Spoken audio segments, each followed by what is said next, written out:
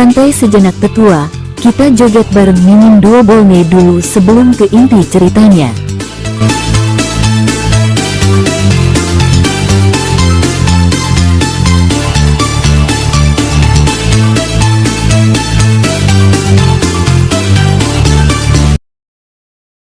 Apa yang dikatakan oleh Feng Qiu itu seharusnya adalah hal yang wajar, itu karena saat ini hanya 8 hari sebelum kompetisi bela diri akan dimulai.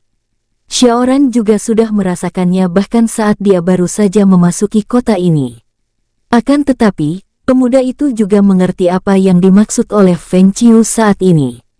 Jika kota ini dipenuhi oleh kultivator-kultivator ranah bumi yang akan mengikuti kompetisi itu, semua terasa wajar.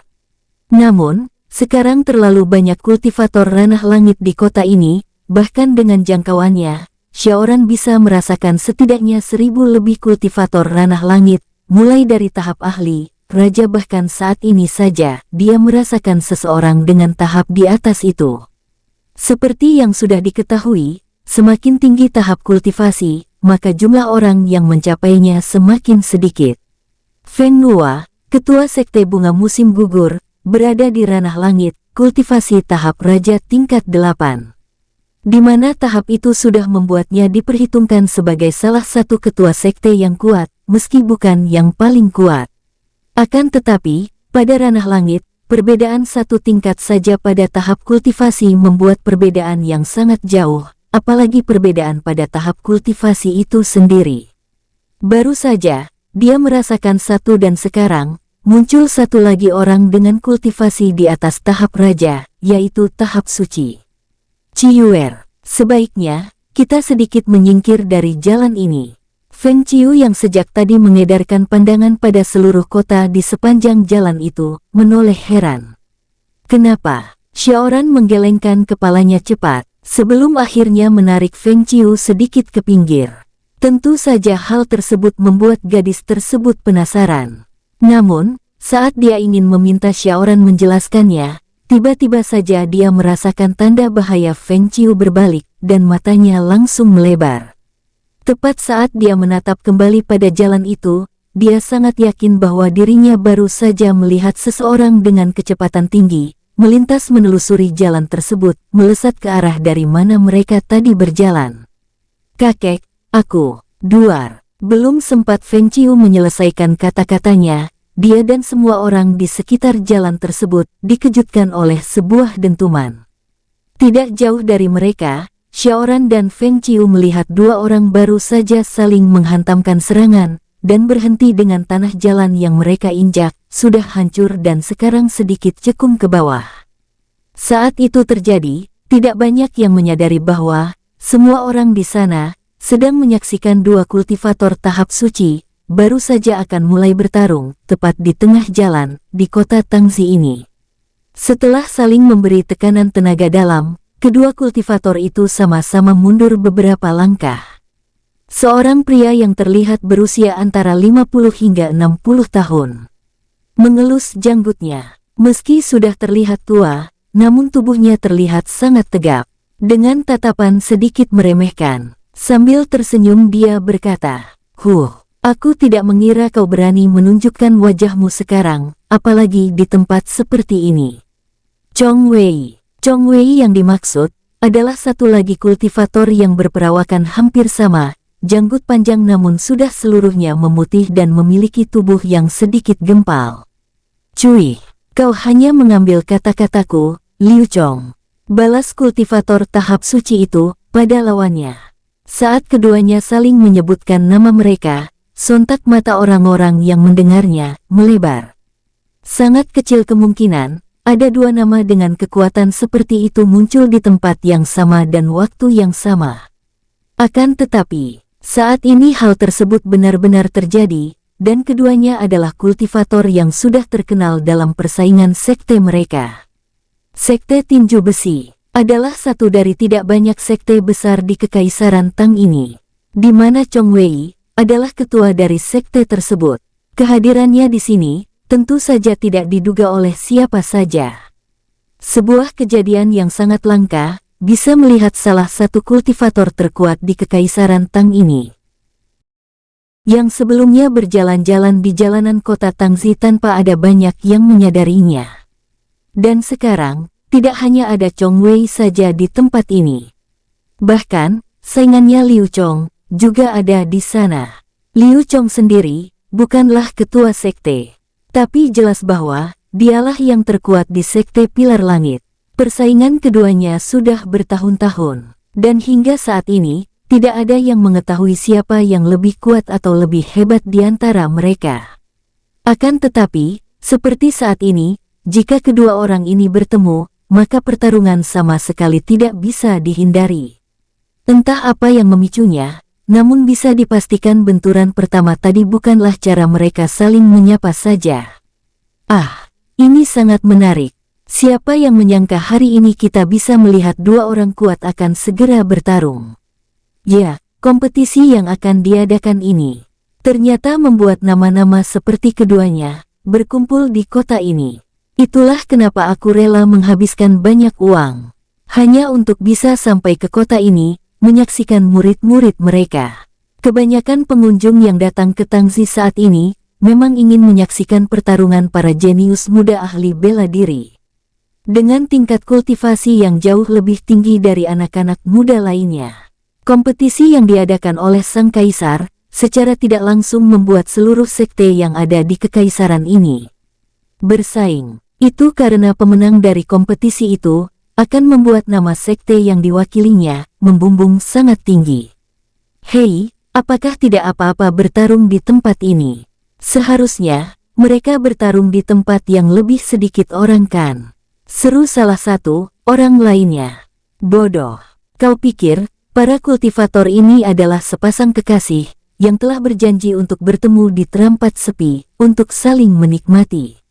Sial, kenapa kau memanggilku bodoh, brengsek? Apa kau tidak tahu siapa aku? Aku tidak peduli. Sial, aku akan memberimu pelajaran, bajingan. Hei, kalian, kami tidak tertarik dengan pertengkaran bodoh kalian.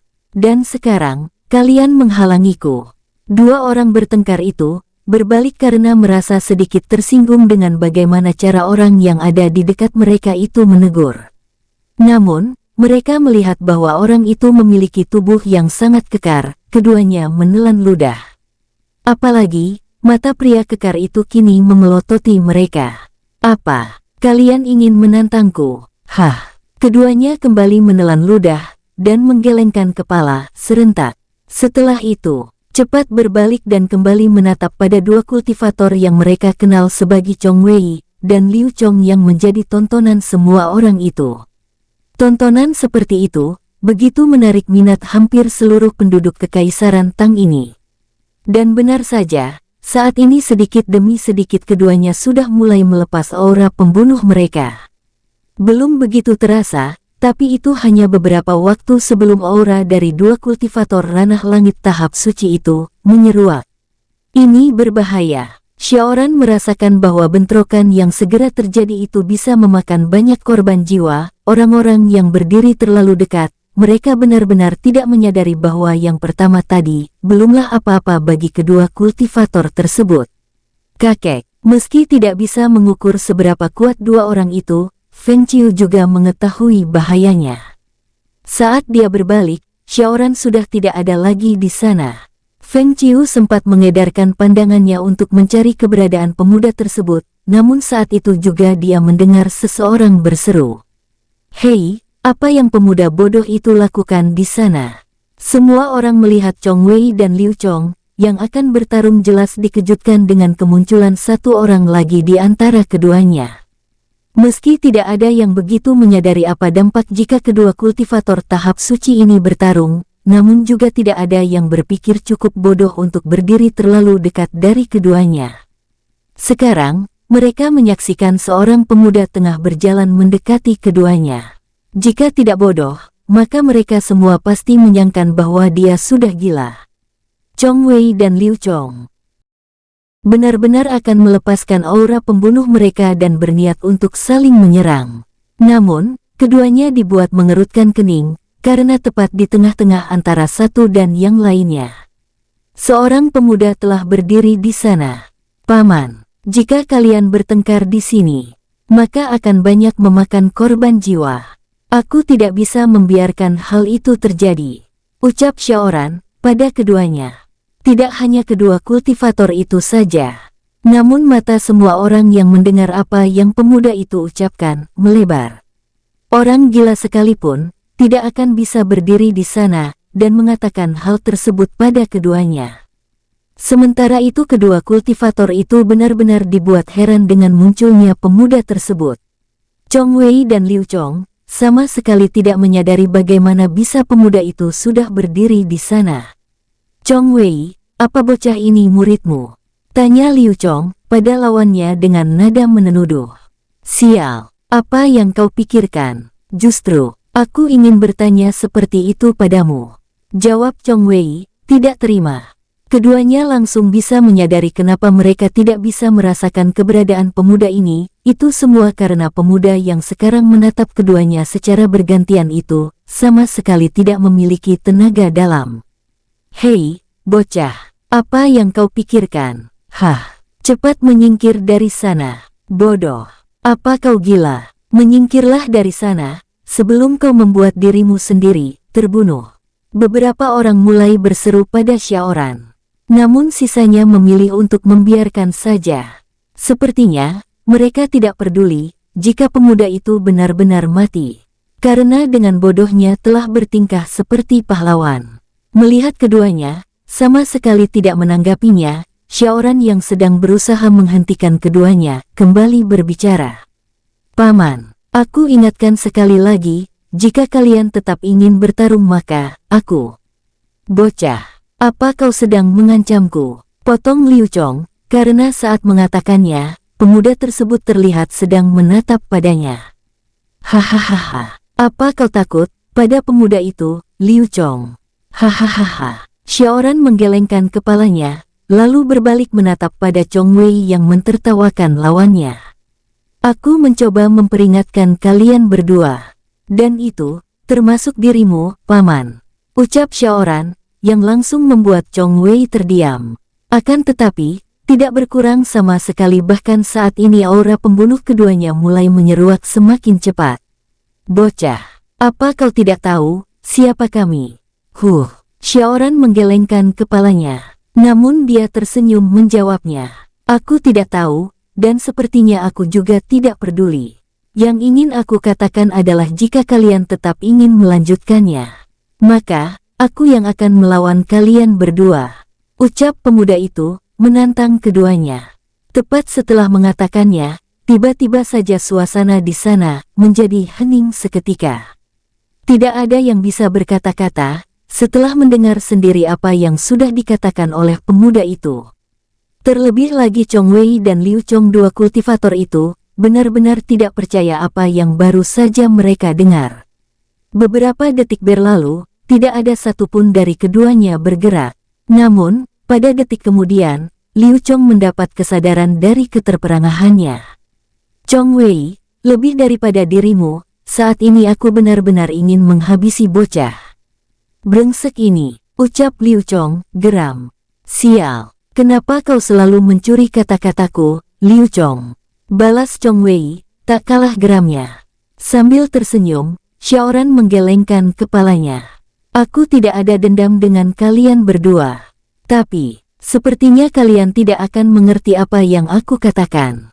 Jadi, majulah, ucap Xiaoran, yang semakin menyulut amarah keduanya. Demi apapun, tidak ada yang menyangka akan melihat dan mendengar sendiri apa yang terjadi saat ini. Seorang pemuda, yang terlihat lemah baru saja menantang dua kultivator yang namanya sudah sangat terkenal di Kekaisaran Tang ini. Jika tadi tidak menyadari bahwa posisi mereka terlalu dekat pada keduanya, sekarang, orang-orang yang berdiri paling di depan, mulai sedikit menjauh memundurkan langkah mereka. Wajah kedua kultivator suci itu memerah. Namun, yang membuat semua orang semakin menjauh adalah karena semakin pekatnya aura pembunuh yang dilepaskan keduanya.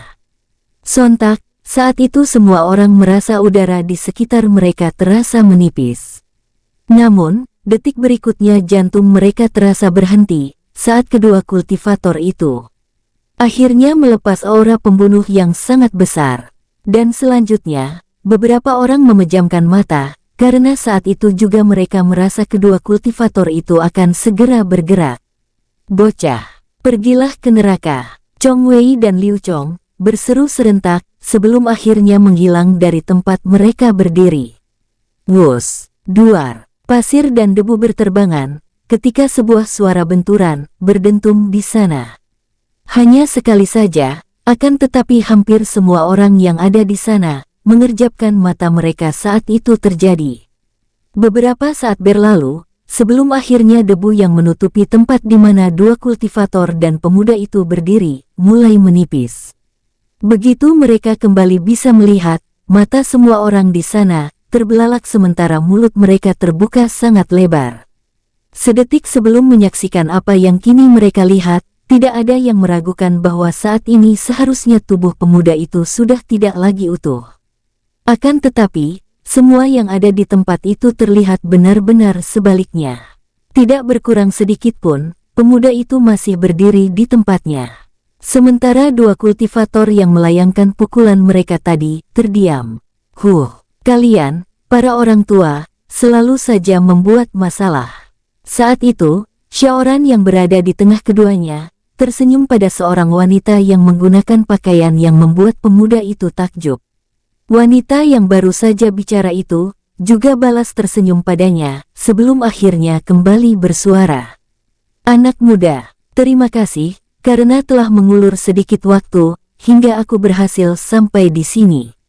Ucapnya, dengan kedua tangan menahan dua kepalan tinju, milik Chong Wei dan Liu Chong. Tidak seperti apa yang semua orang bayangkan. Saat mereka mengerjapkan mata sesaat sebelum benturan terjadi, telah muncul satu orang lagi di sana. Saat ini, di antara dua kultivator dan tepat di depan pemuda itu, telah berdiri orang nomor 2 yang paling terkenal di kota ini. Kau, dua kultivator itu berseru bersamaan. Setelah menyadari siapa yang baru saja menghentikan pukulan mereka. Jenderal Wen Ren. Sungguh kejadian yang benar-benar sangat tidak terduga. Lebih dari dua kultivator itu, tentu saja semua orang juga sangat ingin melihat satu orang ini. Sekarang, orang yang dianggap sebagai yang terkuat di kota ini, juga sudah berdiri dan menghentikan dua kepalan tangan kultivator itu, sambil tersenyum seolah itu bukan apa-apa. Liu Chong dan Chong Wei langsung menarik kepalan tangan mereka dan mundur beberapa langkah.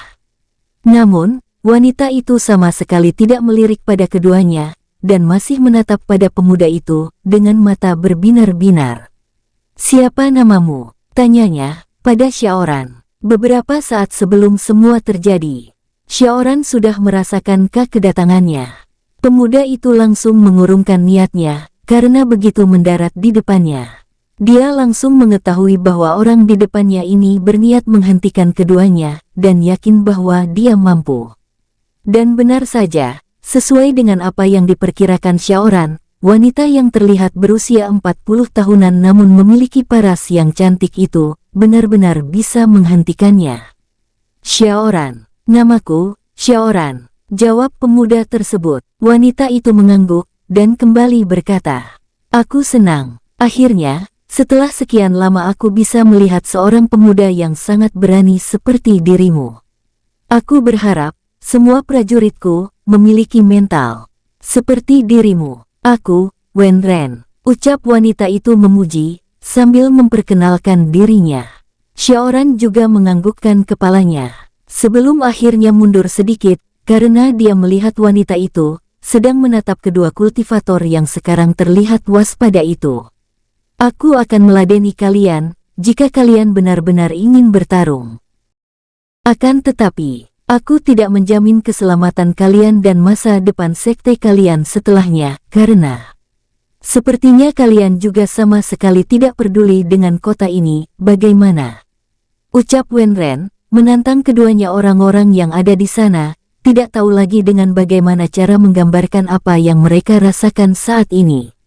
Semua terjadi dengan cepat, namun terasa sangat luar biasa. Satu orang yang baru muncul itu, digadang-gadang sebagai kultivator wanita terkuat di generasinya. Memilih untuk menjadi prajurit istana, dan berakhir menjadi satu dari 4 panglima perang kekaisaran ini, di mana, di antara keempatnya, dia adalah satu-satunya wanita.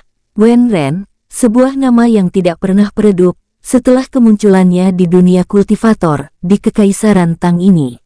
Satu di antara 4 jenderal besar yang berada di bawah perintah langsung Sang Kaisar, dan lebih dikenal dengan gelar, Sang Perisai Timur. Liu Chong dan Chong Wei, sangat mengenal wanita ini. Keduanya, sama sekali tidak memiliki masalah dengan dirinya. Jika mereka memutuskan untuk tetap melanjutkan, mungkin saja mereka menang, atau bisa saja kalah. Keduanya sangat menyadari satu hal. Perisai Timur bukanlah gelar yang didapat wanita ini, hanya karena dia ingin dipanggil seperti itu, akan tetapi, memang seperti itulah kenyataannya. Secara tidak langsung, keduanya baru saja membuktikan itu. Meski saat mereka melayangkan pukulan tadi bukan dengan kekuatan penuh, namun kultivator ranah suci setingkat mereka sekalipun, belum tentu bisa menahan satu. Sementara, wanita ini menahan 2 pukulan mereka dalam waktu bersamaan. Melihat, keduanya masih terdiam namun tetap berdiri dengan kuda-kuda tanda waspada. Wen Ren kembali berkata, "Jika kalian bersedia sedikit bersabar, maka kalian berkesempatan untuk itu. Beberapa hari lagi, saat pertandingan terbuka, kalian bisa untuk saling menantang," ucap jenderal wanita itu, mengingatkan. Mendengar itu, Chong Wei dan Liu Chong langsung saling bertatapan. Keduanya mengangguk, dan akhirnya berdiri lurus, dan memberi salam pada wanita itu. "Jenderal Wen, maaf karena telah sedikit membuat keributan di sini. Kami berdua hanya ingin saling mengapa, bukankah begitu, Chong Wei?" ucap Liu Chong, tanpa melirik Chong Wei sama sekali. Chong Wei mengangguk, dan menimpalinya. "Ah, benar, Jenderal Wen. Seperti kata-kata dariku, yang baru saja diucapkannya itu, kami hanya saling menyapa saja." Wen Ren menganggukkan kepalanya, dan membalas salam mereka. "Baiklah, setidaknya tidak ada yang terluka. Aku akan sangat menghargai, jika kalian benar-benar datang dan ikut meramaikan pertandingan terbuka nanti. Sudah pasti pertarungan kalian berdua, yang akan paling ditunggu-tunggu semua orang." Mendengar itu, mata keduanya melebar sesaat, sebelum akhirnya mereka tersenyum. "Tentu saja aku akan datang, akan tetapi aku meragukan orang itu. Jangan dengarkan dia, pria itu selalu mencuri kata-kataku, sejak saat pertama kali kami bertemu," balas Chong Wei. "Baiklah, tuan-tuan, aku mengerti. Sekarang, silahkan nikmati dulu apa yang ada di kota ini, selama kalian menunggu," ucap Wen Ren, ingin segera menyudahi masalah di sana. Wen Ren tidak tertarik berbasa-basi dengan kedua orang ini. Dia lebih tertarik untuk berbicara dengan pemuda yang telah berbalik dan berjalan pergi begitu saja itu. "Kakek, apa kau berniat menghancurkan tempat ini, dan membuat semuanya jadi tambah parah?" tegur Feng Qiu, saat Xiaoran datang mendekat. Bukannya lega, saat melihat Xiaoran berdiri di antara keduanya tadi, Feng Qiu nyaris berteriak pada semua orang di sana agar segera berlari menjauh secepat mungkin. Dia yakin, Xiaoran tentu bisa menghentikan pertarungan tersebut. Akan tetapi, tidak ada jaminan bahwa itu lebih baik daripada pemuda yang sama sekali belum diketahui batas kekuatan miliknya yang sangat mengerikan ini, ikut terlibat di dalamnya. Mendengar itu, mata Xiaoran sedikit melebar.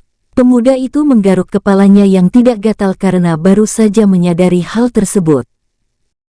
Tidak ingin berdebat, dia langsung mengalihkan pembicaraan. "Ciyuer, kita harus cepat menyelesaikan urusan kita, dan kembali ke tempat anak-anak itu," ucap Xiaoran mengelak. Feng Qiu ingin menanggapinya. Namun saat itu juga dia melihat wanita yang baru saja menghentikan pertarungan tadi. Sudah datang mendekat. Jadi, kau tidak sendiri?" tanya wanita itu pada Xiaoran, saat pemuda tersebut berbalik. Sementara itu, lebih jauh ke utara, tepatnya di wilayah Danau Lima Warna, tempat paviliun keluarga besar Bai berada. Sudah sehari sejak 4 orang yang sebelumnya terlibat dalam kekacauan di Sekte Lembah Tengkorak tiba di sana. Jianer, aku tidak menyangka kau dan Heir memutuskan untuk kembali. Ada banyak masalah yang telah terjadi di keluarga Bai. Salah satunya adalah perginya putra Bai Han dari rumah setelah bertengkar hebat dengan anggota keluarga Bai lainnya. Ayah, jujur saja aku tidak pulang karena ingin meminta maaf pada mereka. Bahkan, saat ini jika bertemu aku sangat ingin sekali menghancurkan mereka semua. Ucap Bai Jian, menanggapi perkataan ayahnya. Bai Han menarik nafas panjang dan melepasnya. Pria tua itu menggelengkan kepala dan berbalik menoleh pada putranya itu. Ini semua salahku. Seharusnya, saat itu aku juga membawa Ruier bersamaku. Aku tidak menyangka mereka akan menyerahkan cucuku pada sekte seperti itu, kata Bai Han, lemah. Sebenarnya, Bai Jian juga menyalahkan Bai Han karena telah meninggalkan Bai Rui pada salah satu keluarga Bai yang ternyata juga telah mengkhianatinya. Tidak hanya karena hal tersebut membuat Bai Rui putranya berakhir di sekte itu. Akan tetapi, hal itu juga karena sebelumnya Bai Jian dan Bai He menganggap apa yang dicari Bai Han hingga membuatnya meninggalkan rumah dan menyeberang ke ujung benua timur sana adalah hal yang sia-sia. Namun, sekarang dia tidak lagi ingin mempermasalahkan hal itu. Faktanya, Bai Rui sudah berhasil mereka bawa kembali. Dan di sana, mungkin saja mereka sudah bertemu dengan orang yang dicari ayahnya. Bahkan, orang itu juga telah menyelamatkan nyawa mereka dan bisa mereka pastikan, setelah peninggalan mereka Sekte Lembah Tengkorak akan lemah dan mungkin saja hancur. Dari cara bertarungnya, kultivator itu sama sekali tidak memiliki ampun. Jadi, Bai Jian dan Bai He mengetepikan masalah itu dan lebih memikirkan masalah lainnya. Ayah, saat kami berada di Lembah Tengkorak, saat itu, situasi kami sudah sangat terdesak. Aku dan Heir sudah terkunci oleh formasi tarung 5 tetua sekte, dan sangat yakin akan mati saat itu juga. Akan tetapi, seseorang muncul dengan pedang yang memiliki ukuran yang tak biasa. Ucap Bai Jian, langsung ke intinya. Pria itu menunggu tanggapan dari Bai Han, namun dia melihat ayahnya hanya melebarkan mata, seolah ingin menunggu dia melanjutkan ceritanya. Berpikir bahwa ayahnya itu bisa langsung mengerti apa yang dia maksud, namun ternyata tidak. Bai Jian kembali melanjutkan ceritanya. Tidak hanya dengan pedang besar hitam yang berdengung yang sangat memekakkan telinga itu saja. Aku dan Bai He bersumpah. Kami melihat orang itu membantai banyak kultivator dengan teknik berpedang rahasia. Keluarga kita, lanjut Bai Jian, menjelaskan. Kali ini, Bai Han langsung bereaksi dan berseru. Jadi, salah satu keluarga kita datang membantu kalian. Siapa? Mungkinkah Bai tahu bahwa ayahnya sudah salah mengira?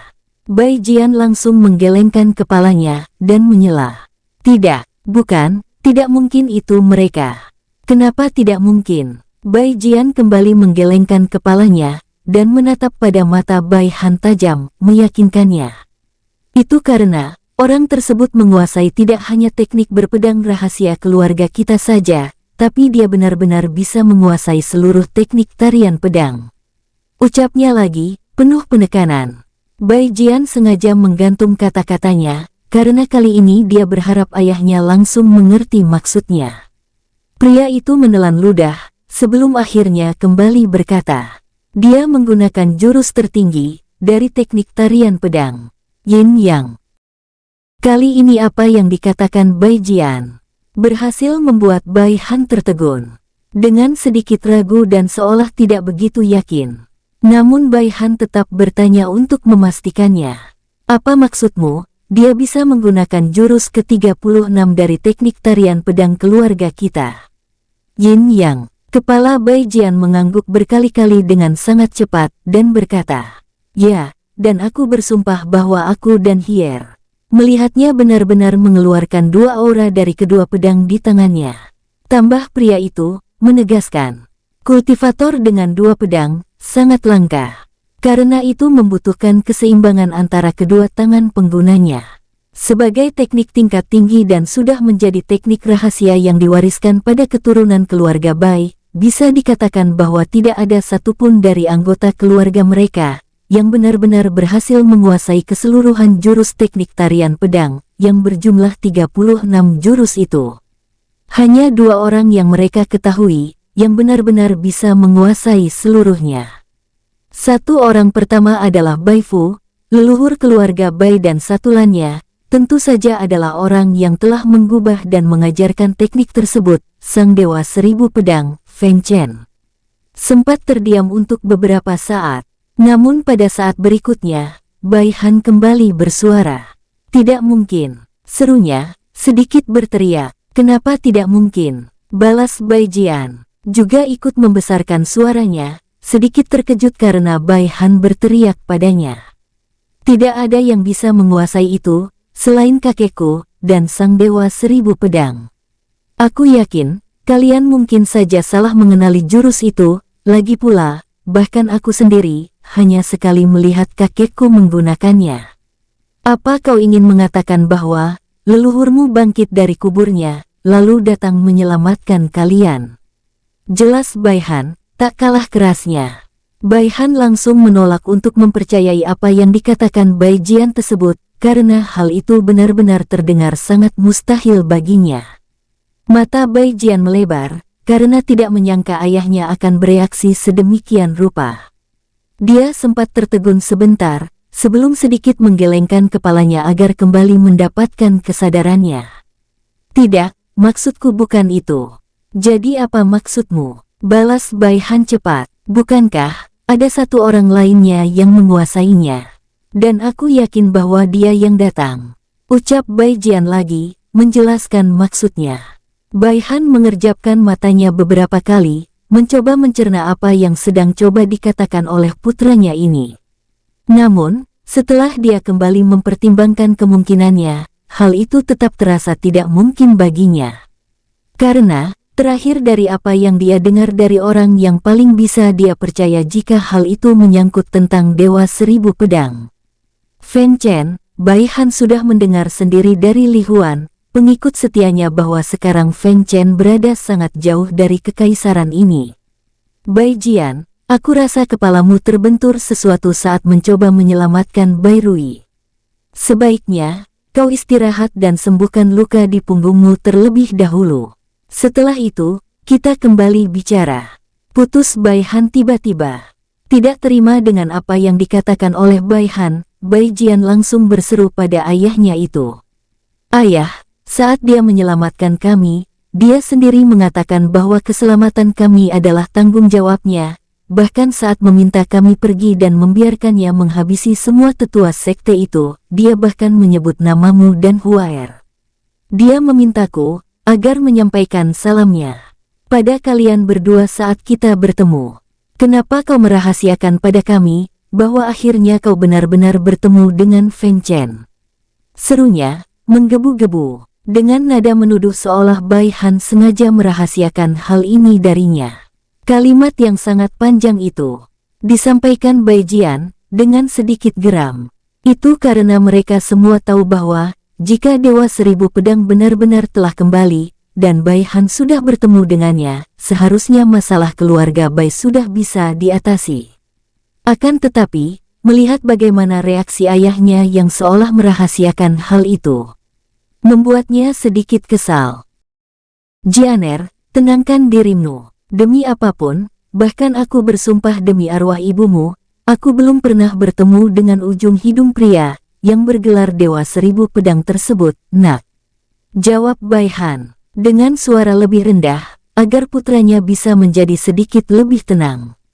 Dia yakin, sesuatu terjadi pada Bai Jian saat itu semua terjadi karena menyerang sekte sebesar Lembah Tengkorak berdua dan berhasil keluar dari sana serta membawa Bai Rui bersama mereka, tentu saja bukan hal yang mudah. Bai Jian menggelengkan kepalanya, seolah tak percaya. Dia tidak menyangka ayahnya bahkan bersumpah dengan membawa-bawa nama ibunya untuk menutupi rahasianya. Namun, Saat ini dia benar-benar harus memastikan bahwa orang itu adalah Feng Chen. Hal itu karena ada sesuatu hal yang dia ketahui, yang dia yakin akan menjadi masalah yang sangat besar dalam beberapa waktu mendatang. Jadi, Bai Jian merendahkan suaranya saat kembali ingin meyakinkan ayahnya. Ayah, saat ini, rahasiamu tidak sepenting. Dia bukan Feng Chen. Nama pemuda yang menyelamatkan kalian itu adalah Xiaoran. Belum sempat Bai Jian menyelesaikan kata-katanya, suara seorang gadis yang baru saja masuk bersama Bai He memotongnya. Bai Han dan Bai Jian menoleh bersamaan. Namun, raut wajah antara ayah dan putranya itu terlihat berbeda saat mendengarnya. Huaer, apa maksudmu? Siapa itu? Tanya Bai Jian, heran. Bai Yihua ingin langsung menjawab. Namun saat itu juga Bai Han langsung berteriak keras. Bai Yihua, Bai Jian dan Bai He terkejut. Dia tidak menyangka Bai Han akan berteriak seperti itu pada putri mereka yang juga cucunya itu. Namun, Bai Yihua tidak terlihat terkejut sama sekali. Bahkan saat ini gadis itu masih tersenyum saat menatap kakeknya, yang memandang sekaligus memperingatkan dirinya. Kakek, tidakkah kau mendengar bahwa dia menitipkan salam untuk kita? Berarti, dia ingin ayah dan ibu mengetahui siapa dirinya, bukan? Kata Bai Yihua pada Bai Han. Seketika, Bai Han terdiam, seolah sedang berpikir. Namun Bai Jian yang sadar bahwa putrinya tentu juga mengetahui hal ini, tidak memperdulikan ayahnya lagi. Huaer, apa maksudmu? Tanyanya. Sambil berjalan mendekat pada gadis itu. Ya, seperti kataku tadi. Dia bukan Feng Chen, tapi Xiaoran. Jawab Bai Yihua dengan mata penuh binar. Xiaoran, ya, Xiaoran, itu namanya. Ucap Bai Yihua, menegaskan. Siapa Xiaoran ini? Tanya Bai Jian sekali lagi, karena tidak terlalu mengerti. Namun, kali ini bukan Bai Yihua yang menjawabnya. Tapi, pria tua yang berdiri di sebelahnya. Dia adalah putra satu-satunya, sekaligus pewaris tunggal dari Sang Dewa Seribu Pedang. Dan namanya adalah Xiaoran. Kembali ke kota Tangzi, dia sepanjang jalan, orang-orang terus memerhatikan mereka. Namun, sepertinya Xiaoran benar-benar tidak terlihat nyaman. Nona Feng, kenapa pemuda itu terlihat tidak menyukaiku? Tanya Wen Ren pada Feng Qiu, yang saat itu berjalan bersama dengannya. Tentu saja semua orang melirik pada mereka, mulai dari tempat kejadian itu, dan sepanjang jalan, Feng Qiu dan Xiaoran ditemani salah satu orang terkenal di kota ini. Wen Ren begitu penasaran dengan Xiaoran. Dia tidak menduga, ada seorang pemuda yang memiliki nyali sebesar itu, dan berani berdiri di tengah-tengah dua kultivator tahap suci tingkat pertama, yang sedang ingin bertarung. Terlebih lagi, saat pemuda itu di sana untuk menghentikan dua pria tua gila tersebut, Wen Ren sempat mendengar Xiaoran mengancam bahkan menantang keduanya sekaligus. Feng Qiu menoleh pada wanita dengan zirah perang di tubuhnya itu, lalu kembali melihat pada punggung Xiaoran yang berjalan di depan mereka. Gadis itu menggelengkan kepalanya, dan berkata, Jenderal Wen, sebenarnya, dia bukannya tidak menyukaimu. Tapi, dia tidak menyukai prajurit-prajurit kekaisaran ini. Ucap gadis itu, menjelaskan. Mendengar itu, Wen Ren tertegun. Nona, apa maksudmu? Tanya jenderal wanita itu, penasaran. Feng Qiu, sebenarnya juga sama dengan Xiaoran. Keduanya sama-sama tidak menyukai prajurit-prajurit kekaisaran. Bahkan, dia bisa mengerti kenapa Xiaoran memilih untuk lebih sedikit bicara, saat beberapa kali wanita yang sedang mengikuti mereka yang kini berjalan di sebelahnya ini tidak menjawab, namun Feng Qiu balik bertanya. Jenderal Wen, sebenarnya, apa tugas prajurit kekaisaran Tang seperti kalian ini? Mendengar itu, Wen Ren tersenyum. Namun kepalanya menggeleng. Dia tidak percaya bahwa wanita muda ini masih mempertanyakan hal itu. Terlebih pada dirinya. Akan tetapi, setelah mendengar sendiri bahwa ini pertama kali bagi kedua anak muda ini keluar dari sekte mereka, Wen Ren bisa mengerti. Nona, kedaulatan serta keamanan kekaisaran ini berada di bawah tanggung jawab kami," ucapnya dengan bangga. Saat itu, Feng Qiu langsung menghentikan langkahnya begitu melihat pemuda yang ada di depan mereka melakukan hal yang sama. Setelah itu, dia melihat Xiaoran berbalik dan menatap langsung pada sang jenderal wanita tersebut. Meski menurut Wen Ren pemuda itu terlihat lemah, namun saat kedua tatapan mereka bertemu, sang jenderal terpaksa memundurkan kepalanya sedikit karena merasa mata Xiaoran sedikit membuatnya takut. Keamanan. Wen Ren terdiam sejenak ketika mendengar sebuah kata dengan nada bertanya itu meluncur dari mulut pemuda tersebut. Jelas, dari raut wajahnya, Wen Ren tahu bahwa Xiaoran sedang mempertanyakan apa yang baru saja dia katakan. "Ya, tentu saja. Kalian bisa lihat kan, negeri ini aman, tanpa adanya peperangan," jawab Wen Ren. Jenderal wanita itu tidak pernah ragu sebelumnya. Namun, saat dia mengatakan itu, Wen Ren merasa sedikit gugup. Sekarang, dia melihat pemuda yang bertanya itu kembali berbalik, sebelum akhirnya kembali bersuara. "Kalian hanya mengamankan kepentingan kalian sendiri." Wen Ren terdiam setelah mendengar pemuda itu mengatakan hal tersebut. Dia tetap diam meski kedua orang yang sejak tadi dia ikuti itu sudah kembali berjalan meninggalkannya. Tidak ada yang berani meragukannya sebelumnya. Namun, jelas pemuda itu tidak hanya meragukannya saja. Tapi, Wen Ren bisa mengetahui bahwa Xiaoran sama sekali tidak mempercayai apa yang dia katakan. Ada apa dengan pemuda ini? Kenapa dia terlihat seperti membenci kekaisaran ini? Gumamnya. Sebelum kembali ke rumah yang dipenuhi oleh anak-anak ini, saat mendaftarkan Feng Qiu sebagai peserta kompetisi bela diri yang mewakili Sekte Bunga Musim Gugur, Wen Ren masih bersama mereka. Jenderal wanita itu pergi setelah memastikan keduanya berada di tempat tersebut. Sekarang, begitu keduanya di sini, Hong Li dan Jiang terlihat kewalahan dalam mengatur anak-anak itu. "Hei, kalian semua akan mendapatkannya. Jangan berebut," seru Jiang pada salah satu anak yang berusaha mengambil makanan yang baru saja mereka bawa. "Kami membeli lebih, kalian bisa mengambil lagi jika kalian mau. Jadi tenanglah," tambah Hong Li. Anak-anak itu seperti ketakutan jika malam ini mereka tidak mendapatkan bagian untuk makan malam. Tidur dengan perut kosong bukanlah sesuatu yang bisa dilewati dengan mudah. Dari depan, Xiaoran dan Feng Qiu menyaksikan anak-anak itu berusaha menarik temannya agar dirinya bisa berdiri di depan. Apa yang dilakukan orang-orang itu pada mereka, hingga anak-anak ini bisa jadi seperti ini? Gumam Feng Qiu, sambil melangkahkan kakinya ke dalam sana. Feng Qiu baru akan bersuara, namun anak-anak itu langsung berdiri mematung. Begitu salah satu dari mereka bersuara, "Tuan muda." Gadis kecil kurus, namun tidak lagi sepucat sebelumnya itu berdiri jauh di belakang teman-temannya. Feng Qiu dan Xiaoran bisa mengerti kenapa Xia tidak ikut memperebutkan makanan seperti yang lainnya. Dia tidak akan menang, meski dia mencoba. Selain memiliki usia yang paling muda, Xia juga memiliki tubuh yang paling kecil dari yang lainnya. Xia berlari mendekat pada Xiaoran, yang berdiri selangkah di belakang Feng Qiu. Anehnya, melihat itu anak-anak yang berdiri di depan Hong Li dan Jiang, perlahan-lahan menaruh kembali makanan yang sudah susah payah mereka perebutkan ke tempat yang dibawa oleh dua biksu muda tersebut.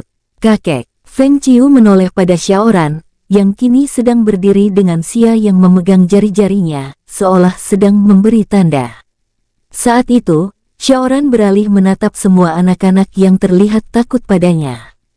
Menyadari hal tersebut, hati Xiaoran semakin sakit dengan apa yang telah menimpa mereka.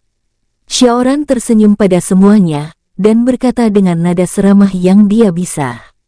"Jangan memikirkanku, kalian boleh makan itu semua dan jangan takut kekurangan. Kakak-kakak itu akan membelikan lagi, jika ada yang tidak mendapatkannya." Berbeda dari yang sebelumnya, anak-anak itu tidak lagi berebut. Satu persatu mereka mengambil satu bungkus roti daging itu dan pergi ke meja makan lalu duduk di sana. Hong Li dan Jian tersenyum canggung saat menatap pada Xiaoran. Namun, pemuda itu hanya bisa membalas mereka dengan anggukan kepala. Setelah semuanya duduk, Feng Qiu datang menghampiri mereka. Sepertinya mereka belum berani memasukkan makanan itu ke mulut, sebelum pemuda itu kembali bersuara. Tuan muda ini, bernama Xiaoran. Mulai saat ini, kami akan menjamin bahwa perut kalian tidak akan pernah lagi kelaparan. Sekarang, makanlah, ucap Feng Qiu, sambil menatap Xiaoran yang dibalas dengan anggukan olehnya. Setelah itu, barulah semua anak-anak tersebut berani memakan roti itu. Melihat sudah sedikit tenang, Xiaoran mengambil satu roti dan memberikannya pada Xia.